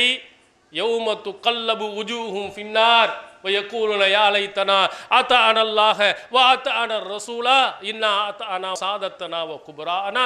அல்லாஹ் சொல்கிறான், சில முகங்களை நெருப்பில் போட்டு புரட்டப்படுகின்ற அந்த நாளில் அவர்கள் சொல்வார்கள், 2 காரணம் சொல்லுவான். இவன் ஏன் நரகத்துக்கு போனா அப்படிங்கிறதையும் சொல்லுவான். நரகத்திலிருந்து தப்பிக்க இந்த உலகத்தில் என்ன செய்திருக்க வேண்டும் 2ஐயும் அல்லாஹ் சொல்கிறான். இன்னா அத்தஅனா சாதத்தனா வ குப்ரானா, எங்களுடைய தலைவர்களையும் எங்களுடைய முன்னோர்களையும் நாங்கள் பின்பற்றி விட்டோமே, எங்களை வழிகெடுத்துட்டாங்களே, நரகத்தில் போட்டு புரட்டி எடுத்ததற்கு சொல்லக்கூடிய காரணம் திருக்குரான் சொல்கிறது. யாரை பின்பற்றினா? முன்னோர்கள், மூதாதையர்கள். அதான் அல்லாஹ்வின் தூதர் அவர்கள் சொன்ன முதல் அறிவுரையை இந்த சமுதாயம் புறக்கணிக்கு. சஹீஹுல் புகாரியில் 7வது ஹதீஸாக எடுத்து பாருங்கள். அல்லாஹ்வின் தூதர் அவர்கள் ஆரம்ப காலகட்டத்தில் இந்த சமுதாய மக்களுக்கு சொன்ன அறிவுரையை ஹிர்கல் மன்னரிடத்திலே அபு சுஃபியான் சொல்வார், உத்ருக்கு மாயகூல ஆபாவுக்கும், உங்கள் முன்னோர் சொன்ன சொல்லை விட்டு விடுங்கள், அதை தூக்கி பிடிக்காதே. இதான் ரசூலுல்லாஹ் முதல்ல சொன்னது. இறை தூதராக வந்தவுடன் அந்த அபூஜஹல், உத்பா, ஷைபா போன்ற இணை வைப்பாளர்களுக்கு முதல் கட்டளை அதுதான். இது மாதிரி நடக்காத, முன்னோர் மூதாதையர்னா உன்னை கெடுத்துருவான், தவறான வழிக்கு போயிடுவார். அல்லாஹ்வின் தூதர் அவருடைய அந்த கோரிக்கையை, அவர்களுடைய அந்த அறிவுரையை தூக்கி எறிந்து விட்டு எல்லாத்திலையும் மௌலுது ஏன் ஓதுறியே, முன்னோர் மூதாதையர்கள் 1ஆம் பத்தியா 7ஆம் பத்தியா ஏன் ஓதுற, அது ஏன் தொழுகை இந்த முறையில் நடக்கிற, எல்லாம் எங்கள் முன்னோர்கள் மூதாதையர்கள். அப்போ அல்லாஹ்வின் தூதர் அவர் எதுக்கு வந்தாங்கன்னு, இந்த திருக்குரான் எதற்கு வந்தது, அதையெல்லாம் தூக்கி எறிந்து விட்டு எங்கள் முன்னோர் மூதாதையர்கள் பிடித்து அங்கே போய் புரட்டி எடுப்போம் அல்லாஹ். அப்போதான் தெரியும், ஐயோ எங்கள் முன்னோர்கள் மூதாதையர்களை நாங்கள் பின்பற்றும் எங்களை வழி எடுத்துட்டானே, நாங்கள் அல்லாஹ்வுக்கும் தூதருக்கும் நாங்கள் கட்டுப்பட்டு இருக்கக்கூடாதா, நாங்கள் வழிகட்டு போய்விட்டோமே என்று முன்னோர்களை பின்பற்றுபவர்கள் அங்கே சொல்லுவாங்க. நரகத்திற்கு போபவர்கள் யார் என்பதில் அல்லாஹ் சொல்கிறான், முன்னோர்களையும் மூதாதையர்களையும் மார்க்கத்தின் முன்னோடிகளாக போனவர்கள் அங்கே அவ்வளவு கஷ்டப்படுவாங்க. அதனால மறுமை நாளுக்கு எண்ணி பாருங்க, மறுமையில் அல்லாஹ்விடத்தில் போய் நிற்கின்ற பொழுது என்ன பதில் சொல்வீர்கள்? மனசை தொட்டு பாருங்க. மறுமையில் அல்லாஹ் உங்களை கூப்பிட்டு, எப்படி தொழுதாய்? ஷாஃபி மறைப்படி தொழுத. நீ எப்படி தொழுத? ஹனஃபி மறைப்படி தொழுத. அப்போ இந்த தூதரை நான் எதுக்கு அனுப்புனேன்னு அல்லாஹ் கேட்டார்னா பதில் சொல்லி, இந்த தூதரை அனுப்பி அவர் தொழுது காட்டி, சல்லு கமாராய் துமூனி உசல்லி, என்னை எவ்வாறு தொழக்கண்டீர்களோ அவ்வாறு தொழுங்கள் என்று என்னுடைய தூதர் உனக்கு அறிவுரை சொல்லி இருந்தும் நான் ஷாஃபி படி தான் நடப்பேன், ஹனஃபி படி தான் நடப்பேன், ஊர்படி தான் நடந்தேன், ஏற்றுக்கொள்வானா அல்லாஹ்? அல்லாஹ் கேட்க மாட்டானா? என்னுடைய இறை தூதரை விட உன்னுடைய இமாமும் உன்னுடைய மதுஹபும் உனக்கு முக்கியமாக போய் விட்டதா என்று கேட்டால் என்ன பதில் சொல்வீர்கள்? அல்லாஹ் தஆலா இது போன்றவர்களுக்கு தான் சொல்கிறான், உடைய முகங்களை புரட்டி எடுக்கின்ற நேரத்தில் அப்பொழுது அவனுக்கு புத்தி வரும். அந்த கூட்டத்தில் நீங்கள் ஆளாகி விடாதீர்கள், அந்த கூட்டத்தில் போயிடாதீங்க. அல்லாஹ் நீ சொன்னபடி நடப்பேன், உன்னுடைய வேதம் திருக்குரான் படி நான் நடப்பேன், உன்னுடைய தூதர் சொன்ன அந்த வழியின்படி நடப்பேன், மற்றவர்கள்லாம் எனக்கு அடுத்துதான். ரசூலுல்லாஹி ஸல்லல்லாஹு அலைஹி வஸல்லம் சொன்னார்களே, ஈமானை சுவைத்தவன் யார்? ஐ யகூன் அல்லாஹ் வ ரசூலுஹு அஹப்ப இலைஹி மிம்மா சிவாஹுமா, அல்லாஹ்வுடைய தூதரும் உலகத்தில் உள்ள அத்தனை பேர்களை விடவும் எனக்கு விருப்பத்திற்குரியவர் என்று எப்பொழுது நீங்கள் உணர்கிறீர்களோ அப்பொழுதுதான் ஈமானை சுவைத்தீர்கள். அப்போதான் உங்களுக்கு ஈமான் வந்துருச்சுன்னு அர்த்தம். இல்லைன்னா சும்மா பேருக்கு. காலத்தில் ஆராபு ஆமன்னா குல்லம் தூமினு காலு கூலு அஸ்லம்னா என்று திருக்குரான் சொல்லுகிறதே, அந்த கிராமப்புறத்து வாசிகள் சொன்னார்கள், நாங்கள் ஈமான் கொண்டுட்டோம். ஈமான் கொண்டான்னு சொல்லாத, கூலு அஸ்லம்னான்னு சொல்லு. வலம்மா எதுகுல் ஈமான ஃபீ குலூபிக்கும், உங்களுடைய உள்ளங்கள் ஈமான் நுழையவில்லை என்று அல்லாஹ் சொல்கிறார். அந்த மாதிரி நிலைக்கு ஆளாகி விடுவீர்கள். இந்த உலகத்தில் மார்க்க விஷயங்களில் அல்லாஹ்வுடைய தூதர் தான் எனக்கு முன்னுரிமை, அதற்கு பிறகுலாம் மற்றவர்கள் என்ற உறுதிப்பாடின்படி நீங்கள் நடக்காதவரை ஈமானை நீங்கள் சுவைக்கவில்லை. அந்த மாதிரி ஆட்கள்லாம் இங்கே மறுமையில் சொல்வார்கள், எங்கள் முன்னோர்கள் மூதாதையர்களையே நாங்கள் பின்பற்றினோமே அப்படின்னு நீங்கள் கதறுவீர்கள். அந்த நிலைக்கு ஆளாதீர்கள். அல்லாஹ் ஏன் இதை சொல்கிறான்? இந்த மாதிரி நிலைக்கு நீங்கள் போய்விடக் கூடாது என்பதற்காக, அவங்களை காப்பாற்றப்பட வேண்டும் என்பதற்காக இந்த அறிவுரை அல்லாஹ் தஆலா சொல்கிறான். அடுத்து நரகத்தில் போனவன் சிலர் இருக்கிறான், சின்ன தவறுக்காக போனாலும் கூட அவன் தண்டனை காலம் முடிந்தவுடன் அல்லாஹ் வெளியே கொண்டு வருவான். ஆனால் நிரந்தரமாக போகக்கூடியவர்கள் நிறைய பேர் இருக்கிறான். அதில் கொலை செய்தவன், அநியாயமாக கொலை செஞ்சவன், தற்கொலை செய்தவன், இந்த 2 பேரும் நிரந்தர நரகம். அல்லாஹ்வை முழுமையாக மறுத்தவன், கடவுளை ஏற்றுக்கொள்ளாதவன், இந்த ஒரு 3 பேர் ஆயிட்டான். அடுத்து 2 பேர் இருக்கிறாங்க, வட்டி வாங்குறவன், வட்டி தொழிலை செய்யக்கூடியவன். இன்றும் இஸ்லாமிய சமுதாயத்தில் குறிப்பாக பெண்களிலும் கூட இருக்கிறாங்க வட்டி தொழிலை இருக்கக்கூடியவன். அமன் ஆத உலாயிக அஸ்ஹாபுன் நார் ஹும் ஃபீஹா ஹாலிதூன். வட்டியை விட்டு விலகிக் கொள்ளுங்கள், வட்டி தொழிலை செய்யாதீங்க. திரும்பவும் வட்டி தொழிலுக்கு சென்றால் அவன் நிரந்தரமான நரகத்தில் இருப்பான். திருக்குரான் நமக்கு எச்சரிக்கை. நான் சொன்னேனே, மிக கடுமையான வேதனை உள்ள அதில் கொண்டு போய் நிரந்தரமாக போடக்கூடியவர்கள் ஏழைகளுடைய இரத்தத்தை உரிந்து உதவி செய்யாமல் உபத்திரம் செய்து கொண்டு, அநியாயம் செய்து கொண்டு, அக்கிரமம் செய்து கொண்டு இந்த தொழிலை செய்பவன் நிரந்தர நரகத்துக்கு போவான். இன்று பத்திரிகையில் போடப்பட்டிருக்கிறது, கோயமுத்தூரிலே ஒருவருடைய உடல் தானம் செய்யப்படுகிறது. அதை விஞ்ஞான வளர்ச்சிக்காக ஆய்வுக்காக எடுத்துக்கொள்ளுங்க எழுதி வச்சுட்டு போனார். ஆனால் அவன் குடும்பத்தினர் கொடுக்கல. ஏன் அவன் தற்கொலை செய்தான்? அவன் கடிதம் எழுதியிருக்கிறான், கண்ணீர் விடக்கூடிய அளவிற்கு நான் வாங்கிய வட்டி, நான் வாங்கிய முதல் அதே மாதிரி 4 மடங்கு நான் கட்டிட்டேன், ஆனாலும் என்னால் வட்டியை முழுமையாக நிறைவேற்ற முடியும். வட்டிக்கு வட்டி, மீட்டர் வட்டி, அந்த வட்டின்னு போட்டு 1 லட்ச ரூபா வாங்கினா 4 லட்ச ரூபாய்க்கு ஏறத்தாழ கட்டிட்டான். ஆனால் கடன் முடியலைன்னு சொல்கிறானா, என்னால் இதுக்கு மேலே கட்ட முடியவில்லை என்று தற்கொலை செய்து கொள்கிறான்.